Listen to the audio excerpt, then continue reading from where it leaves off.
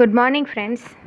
આજે આપણે એસે કરશું સ્ટ્રેસ મેનેજમેન્ટ, જે ચોથા યુનિટના આધારે છે. ફ્રેન્ડ્સ, એક્ઝામની અંદર એસે જે પૂછાય એ પાર્ટના આધારે જ, યુનિટના આધારે જ પૂછાતા હોય છે. એટલે જે હું કરાવું છું એ એસે તમારે કરવાના છે. Stress has become an inescapable part of today's world. તો પહેલો શબ્દ અહીંયા પોઈન્ટ છે ઇનએસ્કેપેબલ, મતલબ જેને નિવારી નહીં શકાય. તો સ્ટ્રેસ એટલે કે તાણ, ચિંતા, એ શું બની ગયું છે? ઇનએસ્કેપેબલ, કે જેને નિવારી નહીં શકાય એવો હિસ્સો બની ગયો છે આજની જિંદગીનો. એટલે પહેલો મુદ્દો ઇનએસ્કેપેબલ પાર્ટ. તો stress has become an inescapable part of today's world, કે આજની દુનિયામાં સ્ટ્રેસ એ જેને નિવારી નહીં શકાય એવો ભાગ બની ગયો છે. People are facing stress everywhere. બીજો મુદ્દો આર ફેસિંગ, સામનો કરી રહ્યા છે, કે લોકો સ્ટ્રેસનો સામનો કરી રહ્યા છે એવરીવેર, દરેક જગ્યાએ. Whether it is their homes, offices or even while driving on the road. પછી ભલે એ જગ્યા એમની ઓફિસ હોય, કે પછી ઘર હોય, કે ડ્રાઇવિંગ કરતા હોય રસ્તા ઉપર, દરેક જગ્યાએ દરેક સમયે માણસ સ્ટ્રેસ અનુભવે છે. The world has become a very stressful place. બીજો મુદ્દો સ્ટ્રેસફુલ પ્લેસ, કે દુનિયા એક સ્ટ્રેસફુલ જગ્યા બની ગઈ છે, તણાવયુક્ત જગ્યા બની ગઈ છે. In many cases, it is because there are genuine reason for stress, and in some cases, it is because people do not know how to cope with stress. In many cases, ઘણા કિસ્સાઓમાં, it is because, એ શાને કારણે અનુભવાય છે? There are genuine reason, કે વ્યાજબી કારણો હોય. And in some cases, અને કેટલાક કિસ્સાઓમાં, it is because people do not know how to cope. Cope એટલે પહોંચી વળવું, સામનો કરવો. કે કેટલાક કિસ્સાઓમાં લોકોને ખબર જ નથી હોતી કે આ સ્ટ્રેસને કેવી રીતે પહોંચી વળાય. Stress is nothing but incapability of the human mind to cope with the physical and imagine threats. Friends, આ લખવું પડશે. વ્યાખ્યા છે કે સ્ટ્રેસ એ શું છે? સ્ટ્રેસ એ બીજું કશું જ નથી, but the incapability of human mind. Point કયો?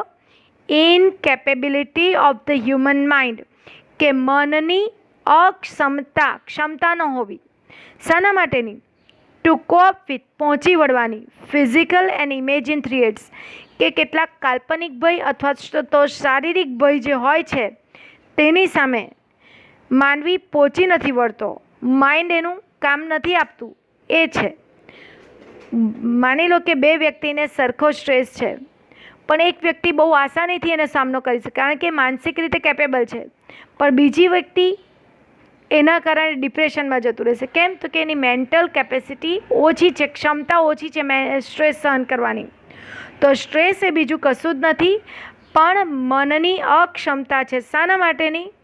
તો to cope with physical and imagine threats, કે કાલ્પનિક ભય અથવા તો શારીરિક જે ભય છે એને પહોંચી વળતો નથી. It has to encounter on daily basis, જે રોજિંદા એને સામનો કરવો પડે છે. આગળ, stress can lead to all sorts of mental and physical illness. બીજો મુદ્દો છે લીડ્સ, કે સ્ટ્રેસ શું કરે છે? તો એ દોરે છે, લઈ આવે છે માનસિક અને શારીરિક બીમારીઓ. સ્ટ્રેસ આવે એટલે શારીરિક અને માનસિક બીમારીઓ આવે. Stress management is the only way by which stress can be cope with. તો સ્ટ્રેસ મેનેજમેન્ટ એ એકમાત્ર રસ્તો છે કે જેનાથી સ્ટ્રેસને આપણે પહોંચી વળીએ. The main sign of stress could be fear, pain, anger, fatigue, emotional arousal, humiliation, frustration, loss of concentration, non-occurrence of expected event, occurrence of an unexpected event, death, separation of loved one, etc. તો સ્ટ્રેસની main નિશાનીઓ કઈ છે? તો ડર લાગવો, દુખવું, ગુસ્સો આવવો, થાક લાગવો, લાગણીની ભાંગી પડવું, વધારે પડતા ગડગડા થઈ જવું, અપમાન, હતાશા, ધ્યાન ઓછું રાખવું, કોન્સન્ટ્રેશન નહીં થવું, નોન અકરન્સ, ધારેલી વસ્તુ ન બનવી, અથવા તો ન ધારેલું બની જવું, કોઈકનું મૃત્યુ થવું, અથવા તો કોઈક આપણને ગમતી હોય એ વ્યક્તિનું જુદા થવું, આ બધા સ્ટ્રેસના કારણો છે અથવા તો એની નિશાનીઓ છે. Clearly to enjoy life it is now day absolutely vital. વાઇટલને બદલે તમે ઇમ્પોર્ટન્ટ લખશો તો ચાલશે, કે જો તમારે હમણાં જિંદગીનો આનંદ માણવો હોય તો સૌથી અગત્યનું છે to develop the following skills, કે નીચેની તકનીકો કૌશલ્યો આપણે વિકસાવવા જોઈએ. That will give us the ability to control or responses to stress, જે આપણે સ્ટ્રેસને પહોંચી વળવામાં મદદરૂપ થશે. આગળ જોઈએ. હિયર આર સમ પોઈન્ટ્સ અથવા તો ટિપ્સ ફોર સ્ટ્રેસ મેનેજમેન્ટ, કે સ્ટ્રેસને પહોંચી વળવા માટેની કેટલીક ટિપ્સ છે. Do one thing at a time, એક સમયે એક જ કામ હાથમાં લો. This is the simplest and the best way to start your day, જે તમારી દિવસની શરૂઆત અથવા તો તમારા કામની શરૂઆત માટેનો શ્રેષ્ઠ રસ્તો છે. Focus as much as possible on doing one thing at a time, એક જ સમયે એક જ કાર્ય કરો. બીજું, a hectic schedule is also one of the major causes for stress, કે હેક્ટિક એકદમ ભાગદોડવાળું આપણું શેડ્યુલ હોય તો એના કારણે પણ આપણે સ્ટ્રેસ અનુભવીએ છીએ. સો સિમ્પ્લિફાય યોર શેડ્યુલ, એટલે તમારું શેડ્યુલ સિમ્પલ કરો.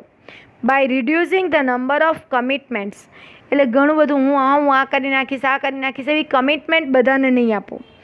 જસ્ટ ટુ એસેન્શિયલ વન, જે અગત્યનું કાર્ય હોય એ જ કરો. And gate sum room for fun and family, મોજ મજાને અને કુટુંબ માટે થોડો અવકાશ રાખો. રૂમ એટલે જગ્યા અથવા અવકાશ. Do some activities like walk, play, sports, go for run, hit gym. તમને ગમતી પ્રવૃત્તિઓ કરો, ચાલવા જાઓ, રમો, દોડવા જાઓ, બરાબર. This will give you positive energy and physical fitness, જે તમને શારીરિક ઉર્જા અને માનસિક ઉર્જા આપશે. ટુ ફાઇટ વિથ સ્ટ્રેસ, જેનાથી તમે સ્ટ્રેસને પહોંચી વળશો.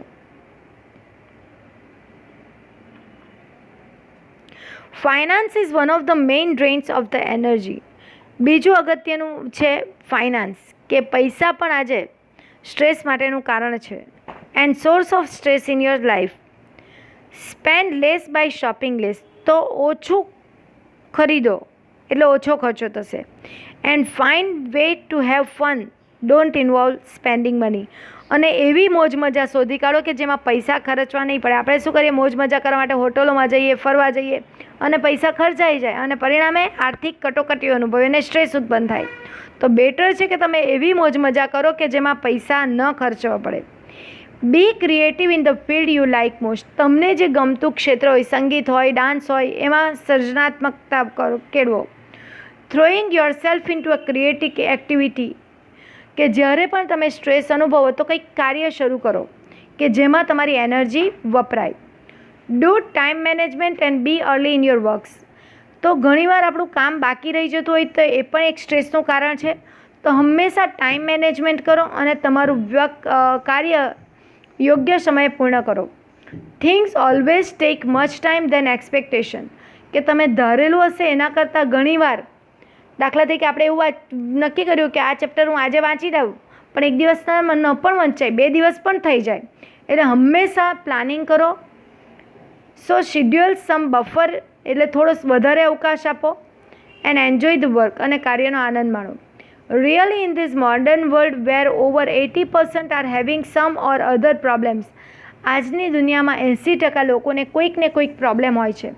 And the problems lead them to stress, અને એ સમસ્યાઓ એમને સ્ટ્રેસ તરફ લઈ જાય છે. We have to be very careful out ourselves, તો આપણે કાળજી રાખવી પડશે.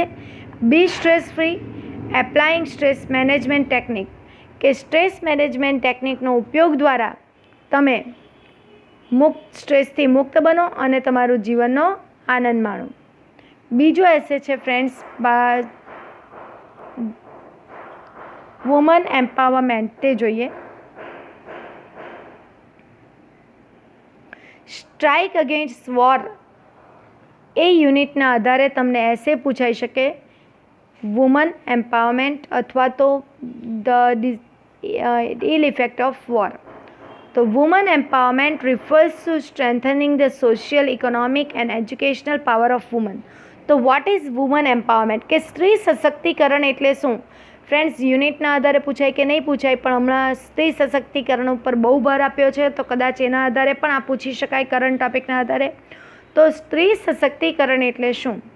તો woman empowerment refers to strengthening, એટલે કે તાકાતવાળી બનાવી કોને? સ્ત્રીઓને. Socio economic and educational power, કે સ્ત્રીના સામાજિક, આર્થિક અને શૈક્ષણિક તાકાત વધારવી એટલે woman empowerment.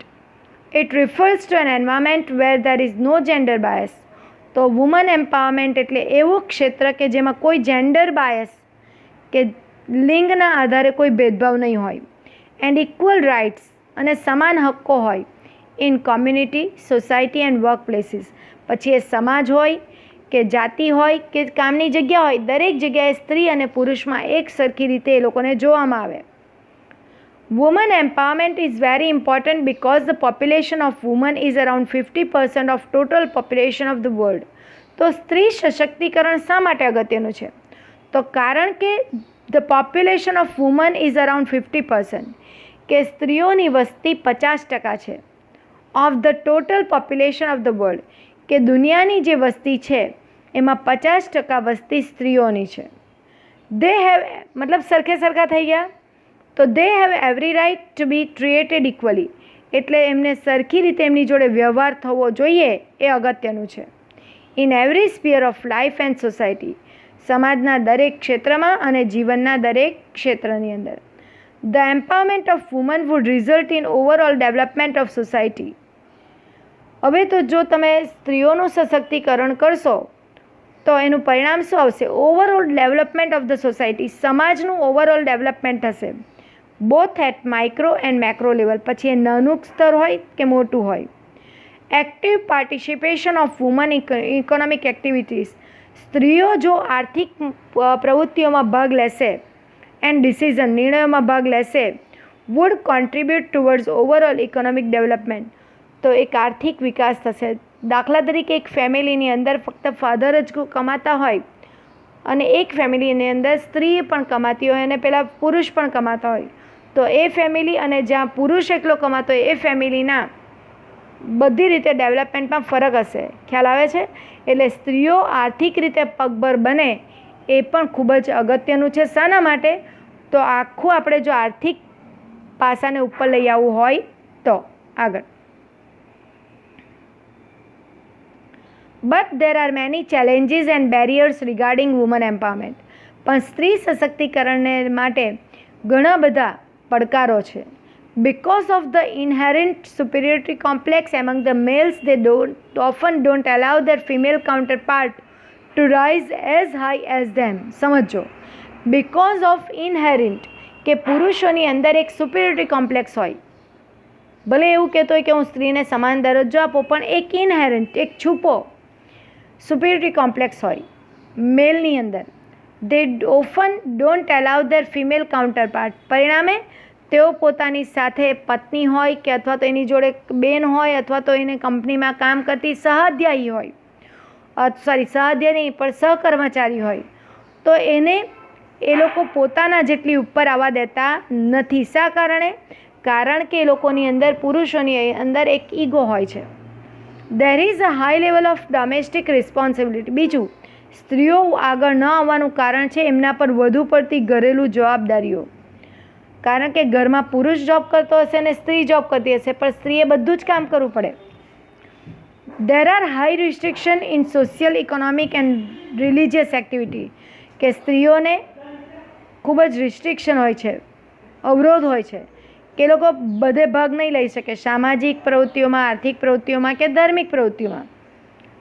In our society, બીજું, આપણી સમાજની અંદર the boy child often gets preference for education and healthy diet. કે માતા પણ પોતાના છોકરાને ભણવા માટે અને એના ખોરાક ઉપર વધુ ધ્યાન આપે. છોકરીઓના ખોરાક અને અભ્યાસ કરતાં કોના ઉપર વધારે ધ્યાન આપશે? છોકરાઓના.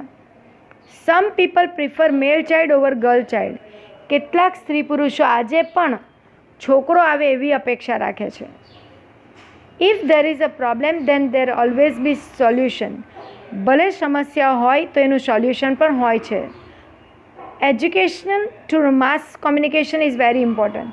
તો સ્ત્રી સશક્તિકરણ માટે માસ એજ્યુકેશન ખૂબ જરૂરી છે.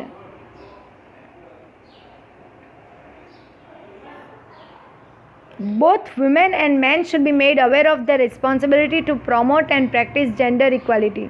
સ્ત્રી અને પુરુષે ને જાગૃત બનાવવા પડશે કે તેમણે પોતે ઉત્તેજન આપવાનું છે. શું? જેન્ડર ઇક્વાલિટીને. એમણે કે બધા એક જ છે, છોકરો હોય છોકરી હોય એક જ છે, એ બાબતને સ્ત્રીઓ અને પુરુષોએ પ્રોત્સાહન આપવું જોઈએ. We should gather national data. આપણે રાષ્ટ્રીય ડેટા ભેગા કરવા જોઈએ and identify the area where incidents of violence and gender inequality is most. અને એવા એરિયા શોધી કાઢવા જોઈએ કે જ્યાં સ્ત્રીઓને ખૂબ જ હિંસક સ્ત્રીઓ પર ને મારવામાં આવતી હોય, એમની જોડે અન્યાય કરવામાં આવતો હોય અને જેન્ડર ઇનઇક્વાલિટી વધારે પ્રમાણમાં હોય. This data can be use by government, NGO and field worker. અને આ ડેટા સરકારે, NGOએ અને ફિલ્ડ વર્કરે ઉપયોગ કરવો જોઈએ. શાના માટે? To raise the status of woman, કે સ્ત્રીઓનું સ્ટેટસ ઊંચું લાવવા માટે. The society should be made aware that boy child and girl child are equal.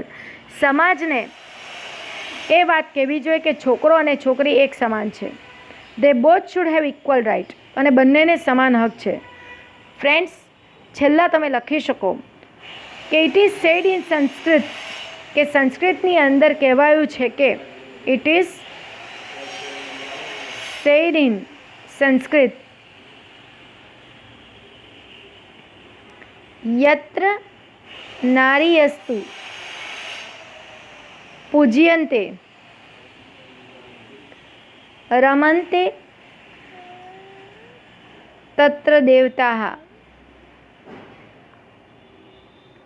કે જ્યાં નારીઓની પૂજા થાય છે ત્યાં દેવતાઓ પણ આનંદ માણે છે. યત્ર નારીયસ્તુ પૂજ્યન્તે રમન્તે તત્ર દેવતા.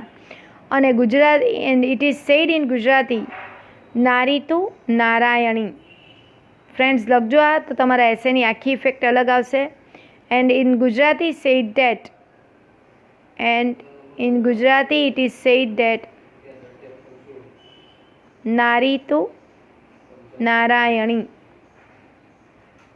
તો ફ્રેન્ડ્સ, આ બંને એસે એક્ઝામ માટે આપણે મોડે કરવાના છે.